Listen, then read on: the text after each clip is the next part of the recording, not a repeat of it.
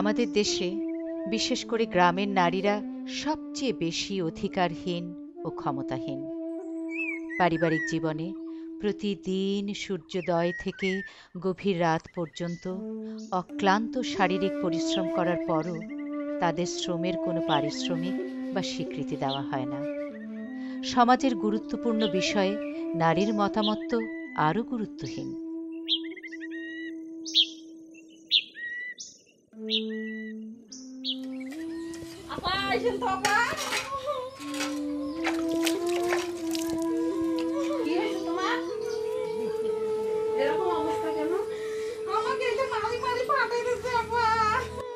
কে মারছে? আমার স্বামী মারছে আপা। কি হয়েছিল তোমার? কি জন্য মারলো এরকম করে? বাপের বাড়ি গেছি তার জন্য। ফাটে ফাটে দিছে এরকম করে মানুষকে মানুষ মারে? না কয়ে গেছি তার জন্য আপা। ইসরে, আর কি হয়েছে? কি জন্য মারে? খালি বাবার বাড়ি গেছেন সেই জন্য মারে? বাপের বাড়ি গেছি।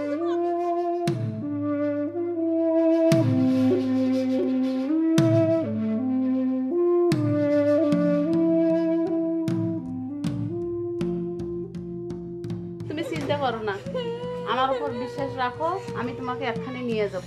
কোনটা নিয়ে যাবি নালা মুকালা? নিয়ে যাব একখানে, দেখবি যাইয়া সেখানে দেখবি।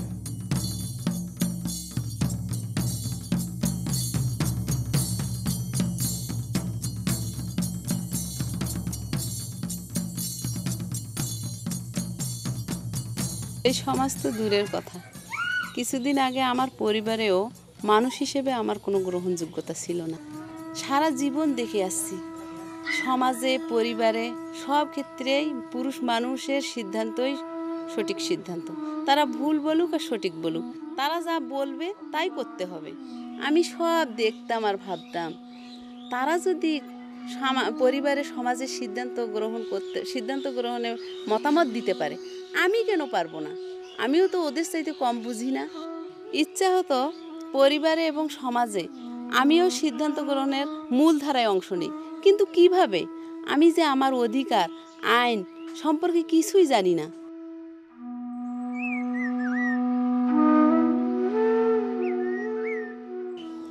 আমার মনের ইচ্ছা মনেই থাকতো, যদি না একদিন নাগরিক উদ্যোগের ইউনিয়ন কর্মীর সঙ্গে দেখা না হইতো। তিনি আমাদের ইউনিয়নে নারী নেত্রীর তালিকা করছিলেন, সেখানে গিয়ে আমার নাম আমি নারী নেত্রী হিসেবে অন্তর্ভুক্ত করি।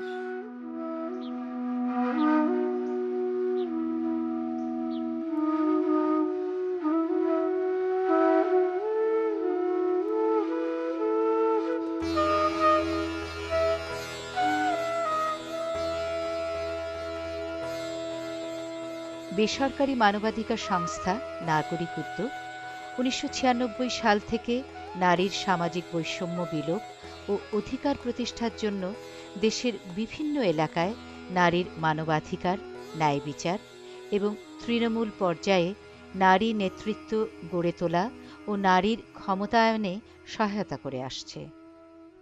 নাগরিক উদ্যোগ মূলত নারীর পারিবারিক সিদ্ধান্ত গ্রহণের ক্ষমতা ও সামাজিক সিদ্ধান্ত গ্রহণের মূল ধারায় নারীর অংশগ্রহণ অর্থাৎ সালিশ বিচার ব্যবস্থায় নারী নেতৃত্বের অংশগ্রহণকে নিশ্চিত করার লক্ষ্যে কাজ করে চলেছে। এই মায়ের চোটে আজকে ওনার বাড়িতে আসছি, আজকেও মারছে, উনি আমাকে এখানে নিয়ে আসছে। আচ্ছা, আপনার যে এই সমস্যাটা, আমরা এর সুষ্ঠু তদন্ত করে একটা সালিশের স্থান আপনি যেখানে বলবেন সেখানেই করব। সেখানে করার পরে সেখানে আমাদের কমিটির যারা সদস্য আছেন, আইন সহায়তা কমিটির সদস্য আছেন, আমাদের নারী নেত্রী আছেন, তাদেরকে আমরা ডাকবো এবং সেখানে আপনার সত্য কথাটা বলবেন। ভয় পাচ্ছ কেন? আমি আছি না, নাগরিক উদ্যোগের আপা ভাইয়েরা এখানে উপস্থিত আছে না, ভয় পাওয়ার কোনো কারণে দেখতেছি না আমি। আর সালিশকারী হিসেবে আমিও থাকবো। আপনি কোন ইউনিয়ন থেকে এসেছেন? 13 নম্বর থেকে। কালুপাড়া, তাই না? জি। আপনার নাম কি? আমার নাম আঞ্জুরা। এরপর তো আমি নাগরিক উদ্যোগের বিভিন্ন কর্মকাণ্ডের সঙ্গে জড়িত হই এবং প্রথমেই আমি মানবাধিকার সম্পর্কে প্রশিক্ষণ নিই।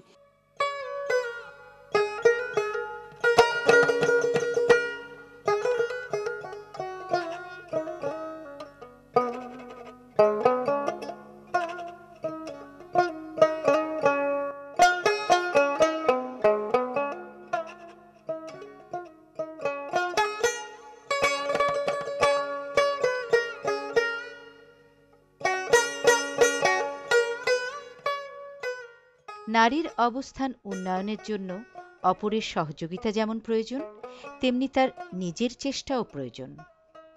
নাগরিক উদ্যোগ আমাদের দেশের তৃণমূল নারীদের সংগঠিত করা, সচেতনতা বৃদ্ধি এবং অধিকার আদায়ের জন্য নারী নেতৃত্ব উন্নয়নের কৌশল সহ নারীর মানবাধিকারের বিভিন্ন বিষয়ে প্রশিক্ষণের মাধ্যমে সহযোগিতা করে থাকে। এই প্রশিক্ষণ পেয়ে আমি আমাকে নতুন করে চিনতে পেরেছি এবং অধিকার সচেতন হয়েছি। তারপরে আমি আইন বিষয়ে প্রশিক্ষণ পাই। এরপর থেকে আমি পুরুষের পাশাপাশি আমি বিচার সালিশে অংশ নেই। এমনকি সমাজের অনেক গুরুত্বপূর্ণ বিষয়ে আমি সিদ্ধান্ত গ্রহণে অংশ নেই। গত 1 বছর যাবৎ স্বামী তার ভরণ পোষণ ও খোঁজ খবর রাখে না, তাই বাচ্চা নিয়ে মানবত জীবনযাপন করেছে। ভালো আছেন তো? বসেন। হ্যাঁ আসেন।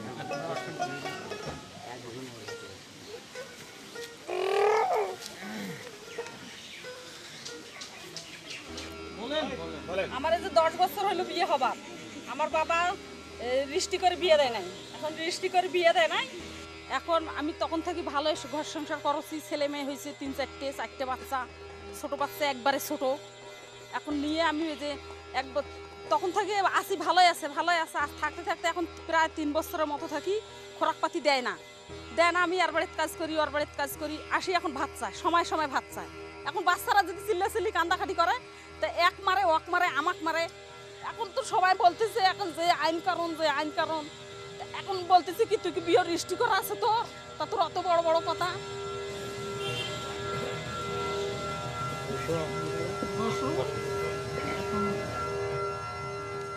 ভাই আমার একটা কথা শুনে না, হ্যাঁ ওই মনে করেন আমাকে বাদ দিয়ে ছবি দেখে, মনে করেন বিভিন্ন ধরনের কাজ করে, আমাকে কোনো গ্রাহ্য করে না।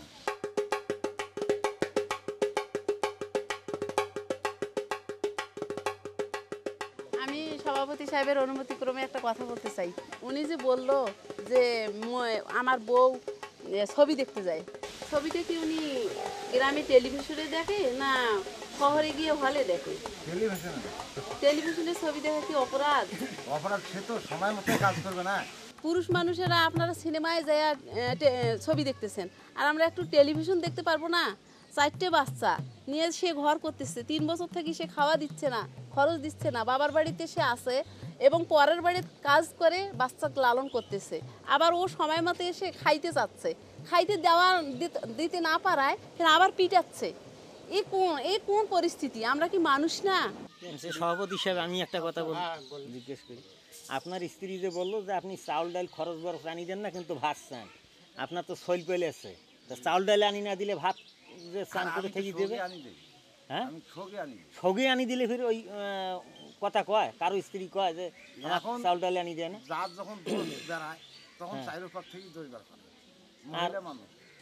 মনে করেন যে বিয়ে হবার 10 বছর হয়েছে, তখন না হয় রেজিস্ট্রি হয় নাই, সেই জন্য তো আপনার বাচ্চাগুলো তো প্রমাণ যে আপনার বিয়ে হয়েছিল। সেটা ঠিক।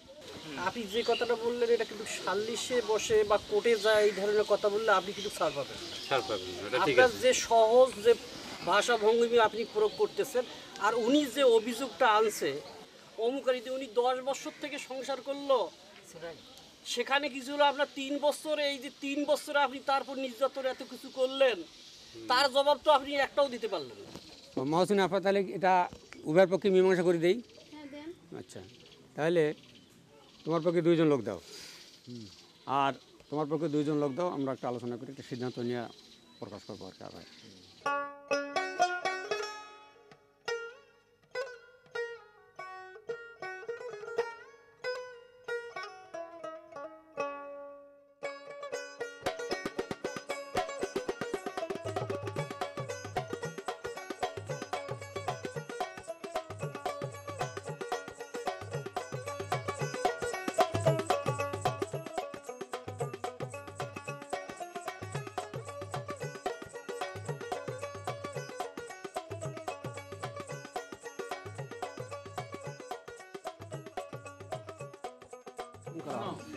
আজ থেকে তোমাদের 2 জনের মীমাংসা করে দিয়ে দিলাম। এতদিন যা আবার হয়ে গেছে যে দোষ এখন তুমি করো বা তোমার বউ করছো, আজ থেকে তোমার বউকে ভালোভাবে দেখতে হবে, তারপর অত্যাচার নির্যাতন করতে পারবে না।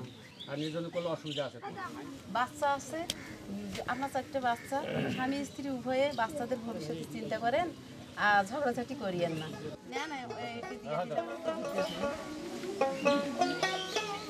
আপা আপনার তো ওই সিদ্ধান্ত হয়ে গেছে, ওই একটু সিগনেচার দেন।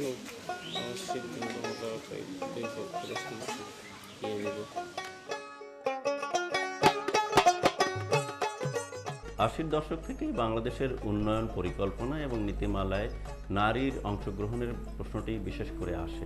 আমাদের কাজের ক্ষেত্র হলো যে আমরা বলছি যে নাগরিক উদ্যোগ একটি প্রতিষ্ঠান, মানবাধিকার প্রতিষ্ঠান, তাদের মূল লক্ষ্য হলো যে অন্যান্য অনেক কাজের মধ্যেই একটি মূল লক্ষ্য হলো যে নারীর ক্ষমতায়ন করা এবং তাদের ন্যায় বিচার প্রতিষ্ঠা করা। আমরা সেই ন্যায় বিচার প্রতিষ্ঠা করা এবং নারী নির্যাতন প্রতিরোধের জন্য আমরা গ্রামীণ সালিশ ব্যবস্থাকে বেছে নিয়েছি, যেটাকে আমরা বলছি যে গণতান্ত্রিক এবং মানবাধিকার সংবেদনশীল করে ওই প্রতিষ্ঠানকে গড়ে তোলা। কিন্তু আমরা লক্ষ্য করেছি যেসব বিরোধ এখানে মীমাংসার জন্য আসে তার অধিকাংশই, প্রায় 70% পারিবারিক বিরোধ। সেই পারিবারিক বিরোধ যারা মীমাংসা করেন তারা বেশিরভাগই পুরুষ, এবং পুরুষরাই মূলত গ্রামীণ সালিশি ব্যবস্থাকেই তারা নিয়ন্ত্রণ করে থাকেন। যদিও আমরা বিভিন্নভাবে এই যে সালিশি যারা অংশগ্রহণ করে থাকেন তাদেরকে বিভিন্ন প্রশিক্ষণের মাধ্যমে সেন্সিটাইজ করার চেষ্টা করেছি, কিন্তু আমরা লক্ষ্য করেছি যে সেটা এখনও নিয়ন্ত্রণাধীন হচ্ছে পুরুষের। তো সেইটা উত্তরণের জন্য আমরা একটি বিকল্প নারী নেতৃত্ব গড়ে তোলার চেষ্টা করছি, যারা আসলে এই সামাজিক কাজে ক্রমাগত অংশগ্রহণ করতে পারে তাদের পারিবারিক গণ্ডির বাইরে বের হয়ে।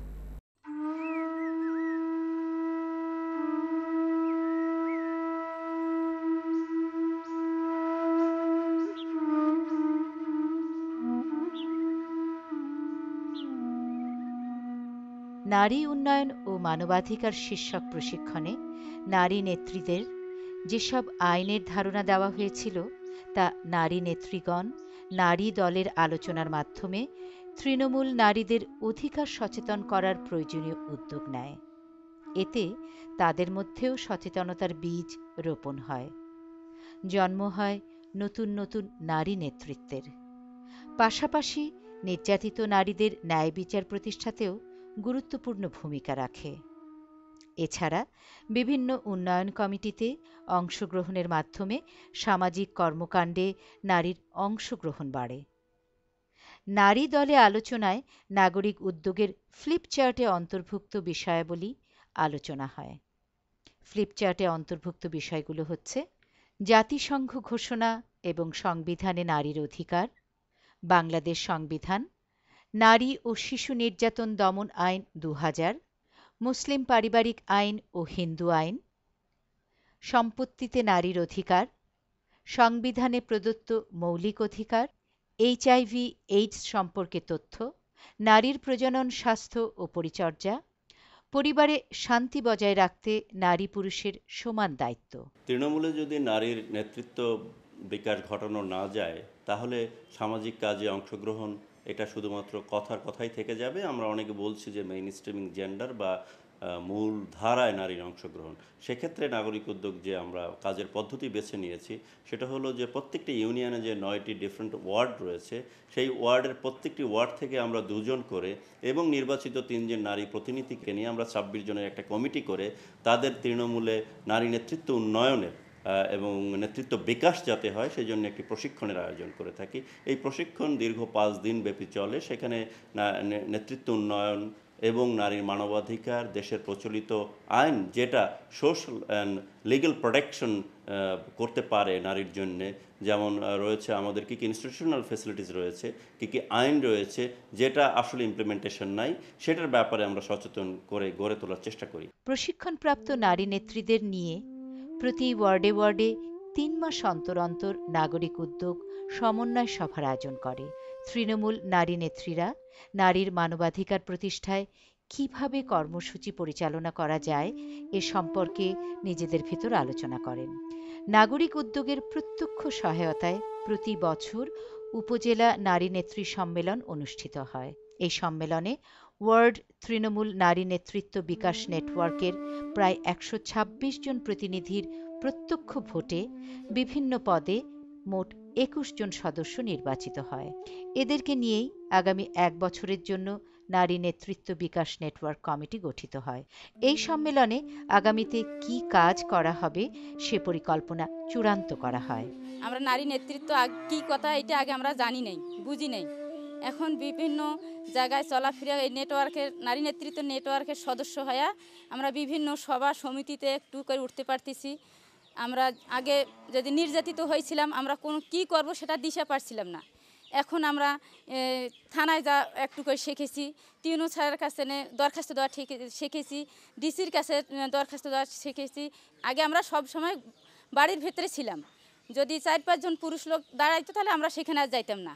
আমরা তখন বলতাম যে ওখানে যাওয়া যাবে না, পর্দার আড়ালে থাকতাম আমরা সব সময়। বাইরে যাওয়া চলবে না, শ্বশুরি বলতো, শাশুড়ি বলতো, হয়তো স্বামী বিভিন্ন যখন দেখবে আমার বাইরে যাওয়ার সময় হচ্ছে, হয়তো স্বামী একটা কাজে চাপ দিল, আমি সেটা তাৎক্ষণিকভাবে করে দিয়ে তাকে সহজ পথে বুঝাইতাম যে আমরা নারী, পুরুষ বলে ওরা বাইরে যেতে পারবে, আমরা নারী দেখি বাইরে যেতে পাবো না। এইভাবে আমি আমার ফ্যামিলিকে বুঝিয়ে সুঝিয়ে তারপরে একটু একটু করে বাইরে হইতে হইতে এখন আর মানে কোনো প্রবলেম হচ্ছে না আমার ফ্যামিলির থেকে। আমাদের নাগরিক উদ্যোগের লোকের মাধ্যমে আমরা খবর পাই, ওই খবর নিয়ে আমরা মাসিক মিটিং করি। আবার যখন থানা পর্যায়ে মিটিং হয় আমরা সেইভাবে খবর পাই, তারপর থানা পর্যায়ে মিটিং করি। এতে আমাদের এই বদরগঞ্জ থানার 10টা ইউনিয়নের নারী নেতৃত্বের সাথে আমাদের মানে সম্পর্ক গড়ে উঠেছে। আমরা জানি যে আমাদের আগের যে আমার মায়ের পেটের বোন ছিল তার সাথে এত গভীরতা ছিল না, এখন আমাদের 10 ইউনিয়নের নারী নেত্রীদের সাথে সেই ব্যবহার হয়ে গেছে, আমরা সবাই বোন ভাবি। আমরা এই বদরগঞ্জ থানায় 10 ইউনিয়নের যদি কোনো ইউনিয়নে ধর্ষিত সংবাদ শুনি তাহলে আমরা তাৎক্ষণিকভাবে থানাতে আসি।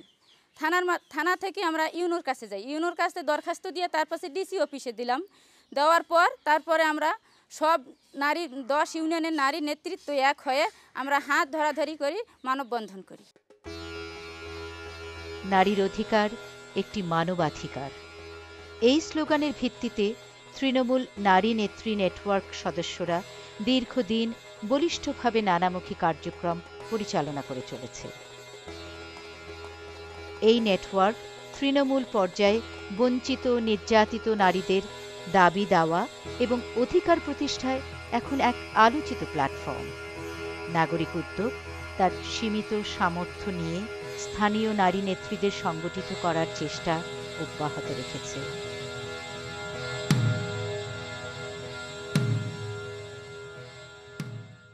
আমাদের যেতে হবে দূরে, বহু দূরে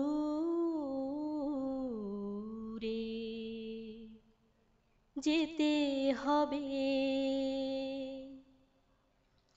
জীবনের শেখা পাঠ সাথে করে আলোর শিখায়, এসেছি এতটা দূর, কাটা পথ মারিয়ে দুপায় যেতে হবে। আমাদের চারপাশে ঘিরে আছে আঁধার জমাট, পায়ে পায়ে পাতা আছে নয়া দুশ্মনদের ফাঁদ, এসব গুড়িয়ে